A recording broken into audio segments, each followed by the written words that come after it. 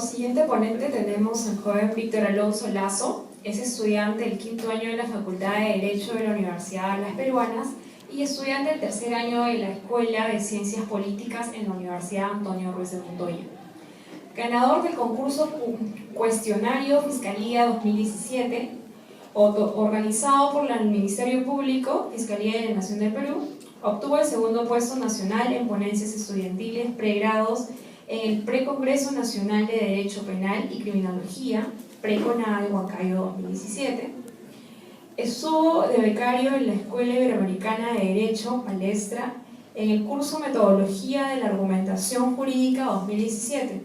Además, fue ponente de la 14ª edición del Congreso Nacional de Derecho Penal y Criminología CONADEP, TACNA 2017. El tema que nos va a exponer es sobre, desde el garantismo penal, la medida cautelar penal de última ratio.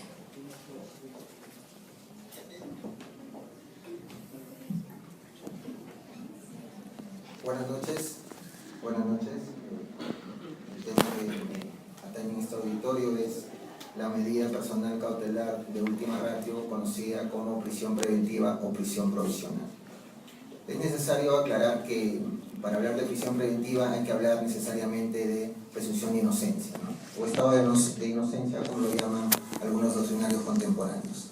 Pero antes, advertir que mi formación es garantista, por lo tanto yo hago una lectura, un juicio crítico a la prisión preventiva desde el garantismo penal propuesto por el italiano Luigi Ferraioli en 1989 en Derecho y Razón, Teoría del Garantismo Penal.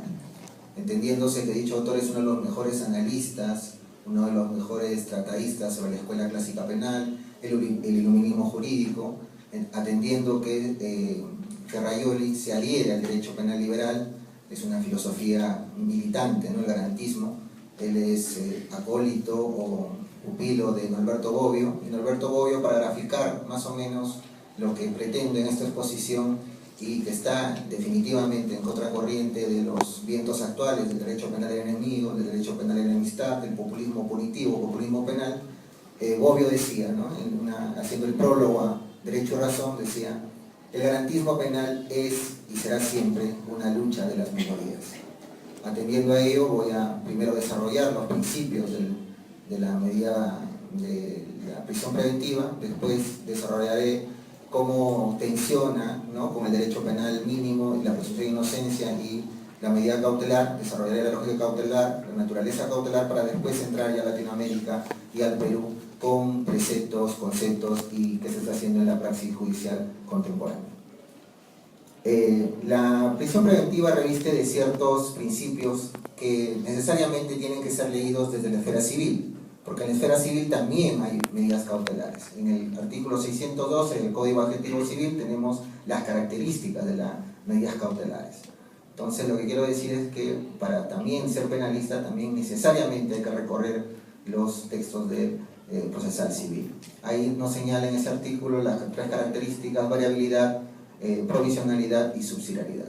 Esos tres principios pasan inevitablemente también a la esfera penal y se adhieren algunos principios más que se han ido conquistando en el devenir del derecho penal. Tenemos también la excepcionalidad, la temporalidad, la proporcionalidad y la variabilidad, ¿no? Excepcionalidad, que nunca la prisión preventiva puede ser la regla, sino la excepción, ¿no? Por mandato supralegal, el procesado, incoado, investigado siempre debe recurrir al proceso en libertad, porque si recurre en libertad, él puede estar a la par con la fiscalía, él puede estar a la par con la otra parte para que se pueda defender. De lo contrario, está limitado a defenderse. Entonces no se puede aplicar la prisión preventiva como política criminal, como pena anticipada, como pena automática, porque sería ilegítimo y anticonstitucional. Principio de subsidiariedad, que tiene que primero aplicarse las medidas alternativas que tenemos en nuestro abanico cautelar. Tenemos en nuestro Código Procesal Penal, o el nuevo Código Procesal Penal que lo llaman, tiene un abanico de medidas cautelares menos intensas, menos gravosas. La más gravosa, según la doctrina y la jurisprudencia, es la prisión preventiva. ¿Por qué? Porque limita la libertad del imputado. Entonces, si podemos aplicar primero las menos gravosas, necesariamente la norma nos dice que tenemos que aplicar La temporalidad, el principio de temporalidad, es el derecho procesal en el tiempo, ¿no? Son los plazos, ¿no? Los plazos que tiene que tener la prisión preventiva. Plazos que en definitiva tienen que ser derrotados en cualquier momento. Un plazo mínimo y un plazo máximo que, bueno, ahora está en discusión, ¿no? En el Perú está en discusión. Estos plazos siempre pueden ser derrotados, no significa que el plazo tenga que cumplirse, ¿no? El plazo puede ser derrotado porque la necesidad o las causas que se dieron para la prisión preventiva caen. Entonces ahí también se aplica la regla rebus in stantibus, ¿no? La regla de rebus in stantibus, que se debería pronunciar rebus in stantibus, pero como el latín y los romanos no utilizaban las esdrújulas, se utiliza de esa manera, ¿no? Quiere decir que rebus in stantibus, que las causas o las condiciones que dieron primigeniamente la prisión preventiva pueden variar según las condiciones que son en la actualidad. Quiere decir que si hay una prueba nueva, aparte de la que se dio primigeniamente en el órgano jurisdiccional, pues evidentemente caen las causas que se dieron en la prisión preventiva. Entonces los plazos siempre y en cualquier momento pueden ser derrotados. Eso hay que tener en cuenta. De ahí nos vamos al principio de proporcionalidad, que evidentemente nos lleva a la teoría del profesor Robert Alexis, ¿no? Que en palabras del profesor Portocarrero Quispe sería, al tener una proporcionalidad y al tener un sistema de argumentación para la proporcionalidad, limitamos la discrecionalidad del juez y por lo tanto también podemos limitar la arbitrariedad del juzgador. También Ferraioli habla de la debida motivación, ¿no? Acá haciendo un paréntesis, la debida motivación en las sentencias, en las resoluciones judiciales, dice mucho de la honestidad intelectual del juzgador, ¿no? Cuando hay una resolución sin una debida motivación, pues evidentemente estamos hablando de vacíos que pueden y que definitivamente causan una nulidad en esa resolución. Más aún en la prisión preventiva, en la casación de Moquegua, en una de las citas, citando al profesor Pázara, dice que el juzgador que no incurre en una motivación apropiada, debería tener responsabilidad administrativa y hasta penal. La variabilidad, que en cualquier momento puede ser variada, la prisión preventiva, y estos principios siempre van a estar latentes y van a revestir las medidas cautelares. Medidas cautelares que tienen solo un telos, un fin. Los fines netamente cautelares. Cautelar, salvaguardar las altas pretensiones del proceso. El profesor Rodríguez Hurtado diría, ¿cuáles son las altas pretensiones? La futura materialización del ius puniendi, este poder coercitivo, poder estatal, que evidentemente se materializa en la sentencia. Entonces, solo la prisión preventiva puede utilizarse con fines netamente y estrictamente procesales. La presunción de inocencia va a soportar la prisión preventiva si es que ésta se sujeta a fines procesales. ¿Cuáles son esos fines procesales? Sujetar al investigado a lo largo del proceso penal, porque de lo contrario el proceso penal no tendría éxito, ¿no? Podría evadirse del brazo largo de la justicia o evadir una futura y eventual pena. Entonces, ya habiendo conocido estos principios que trata las medidas cautelares, vamos a ver lo que está sucediendo en un estado, lo que tendría que suceder en un estado de derecho, ¿no? Goldsmith, un tratadista inglés, decía que el derecho penal puede medir los elementos corporativos y los elementos también arbitrarios de una constitución. Rossin, tiempo después, hablaría que el derecho penal es el sismógrafo de la constitución. Ferraioli habla que el derecho penal es el campo de prueba de los derechos fundamentales. Yo, con mis limitaciones de estudiante, podría decir, como dicen coloquialmente, ¿no? Dime qué tipo de derecho penal tienes y te diré qué tipo de democracia tienes, ¿no? Entonces, ¿por qué eso es el derecho penal? El derecho penal pone a prueba los derechos fundamentales de la persona, por eso es su naturaleza ultima ratio, como diría el profesor Ferraioli, extrema ratio, ¿no? Entonces, vamos allá a lo que estamos haciendo en el Perú, en Latinoamérica y en el Perú. La CIDH, la Comisión Interamericana en Derechos Humanos, en 2013 trabajó la prisión preventiva en las Américas, donde dio sus recomendaciones a los países suscritos a esta comisión de la Corte, ¿no? En el 2017 trabaja las recomendaciones de las medidas alternativas a la prisión preventiva, donde amonesta al Perú por tener más del 60% de presos en calidad de preventivos, donde Latinoamérica tiene más del 36% de preventivos en sus cárceles y donde en el Perú hay más de 40.000 personas en calidad de preventivos. Muñoz Conde, en uno de sus textos, dice claramente que hay un contagio criminal con los preventivos y los penados, ¿no? los preventivos le reviste la presunción de inocencia en su totalidad, porque son personas que están en cárceles sin un juicio y sin una sentencia, por lo tanto le reviste el estado de inocencia. Entonces, y también no se podría trabajar en prevención, como lo dice Muñoz Conde, en los preventivos porque no es una pena, no se podría trabajar en la prevención en los que tienen calidad de preventivos. Entonces, viendo lo que está sucediendo en Latinoamérica, Eugenio Raúl Zaffaroni lo dice bien claro, ¿no? Tenemos tanta cantidad mayor proporcional de preventivos en Latinoamérica, por lo tanto estamos haciendo derecho penal del enemigo, ¿no? Tener en cárceles más del 36%, ¿no? Más del 36% de presos en calidad de preventivos habla de un derecho penal selectivo, ¿no? Evidentemente, ¿no? Uno puede ir a las cárceles y se va a dar cuenta que en las cárceles no están personas empresarios, poderosos, ¿no? Están los que son vulnerables socialmente, ¿no? El derecho penal es selectivo y creo que en eso no habría discusión, ¿no? Vamos al 268, lo que estamos haciendo en los presupuestos materiales de la prisión preventiva en el Perú. Yo tengo serias críticas desde el garantismo, ¿no? Porque evidentemente se está utilizando desde el populismo punitivo, populismo penal, la prisión preventiva. Populismo penal que responde a repelerse de la interdisciplinaridad del derecho penal.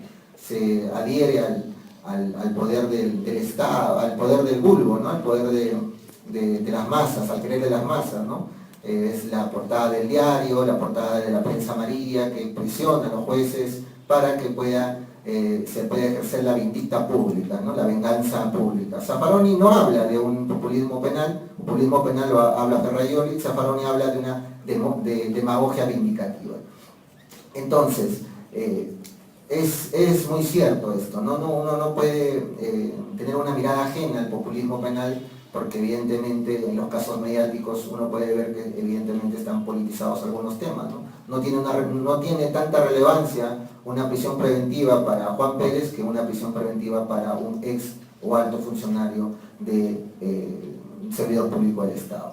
Entonces el 268 reviste de 3 presupuestos, que son, el primero es el Fomus Bonis Iuris, que es cuestionado en el libro de Elki Viegas Paiva, los límites de la detención y prisión preventiva, porque él habla de un fomis delicti comici, ¿no? Hay algunos también tratadistas contemporáneos que hablan de una justificación prima facie, ¿no? Pero se trabaja en las casaciones penales de San Martín, de la 631, se trabaja como el fomus delicti comici, porque el fomus bonis iuris proviene de una semántica civilista, entonces prefieren alejarse de ese término.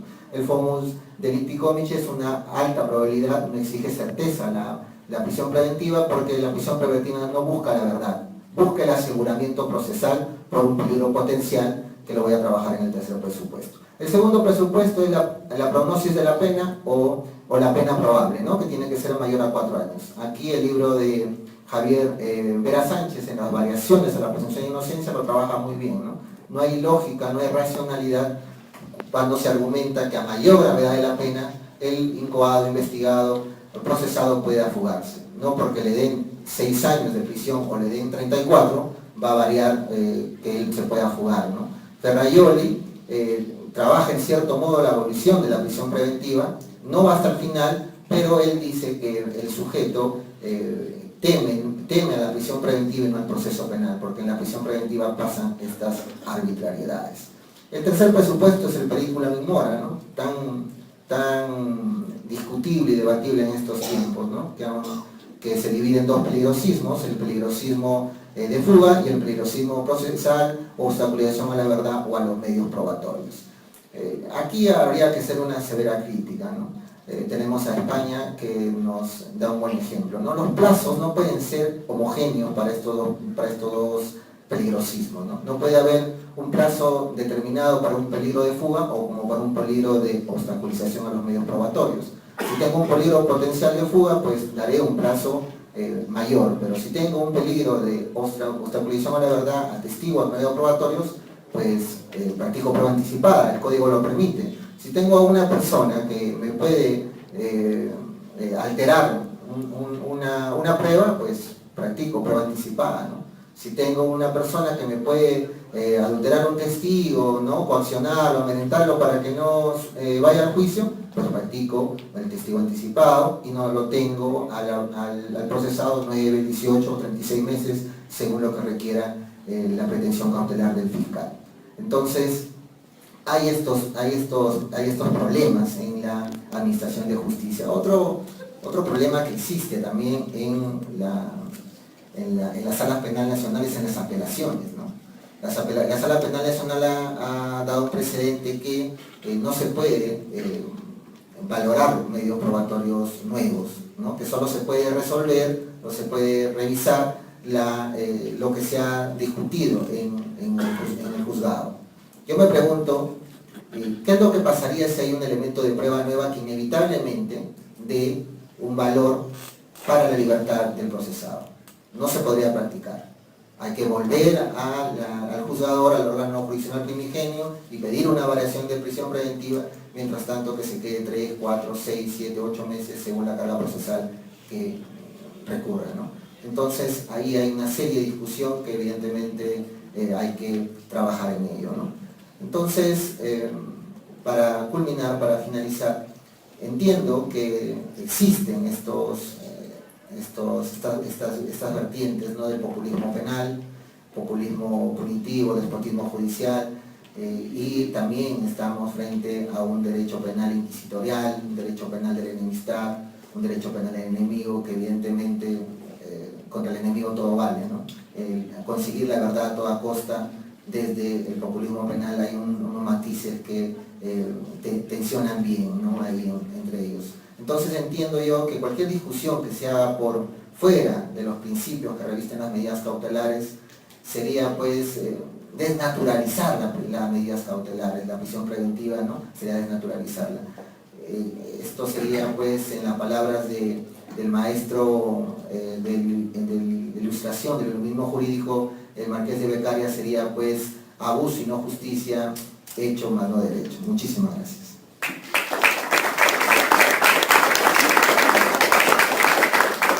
Muchas gracias, Víctor.